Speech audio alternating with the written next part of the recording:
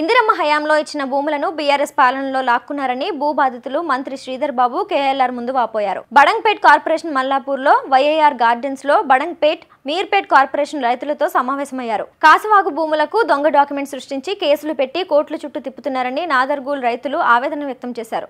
ఇక దశాబ్దాలుగా సాగు చేసిన భూములను లాక్కొని ప్రభుత్వ బిల్డింగ్స్ లేఅవుట్స్ వేస్తూ మా కుటుంబాలను రోడ్డుపాలు చేశారని బడంగ్పేట్, కుర్మల్గూడ, గుర్రంగూడ దళితులు ఆందోళన వ్యక్తం చేశారు. స్థలాలు పట్టాలు ఇచ్చి పొజిషన్ చూపించకుండా సర్టిఫికెట్స్ తో సరిపెడుతున్నారని లబ్ధిదారులు మంత్రి శ్రీధర్ బాబు, లక్ష్మీరెడ్డి దృష్టికి తీసుకొచ్చారు. దీనిపై స్పందించిన మంత్రి శ్రీధర్ బాబు క్షేత్రస్థాయిలో పరిశీలన చేసి రైతులకు న్యాయం చేయాలని అధికారులను ఆదేశించారు. కబ్జాదారులపై ఉక్కుపాదం మోపేందుకు ఎన్ని ఇబ్బందులు ఎదురైనా హైడ్రాను తీసుకొచ్చామని మంత్రి శ్రీధర్ బాబు అన్నారు.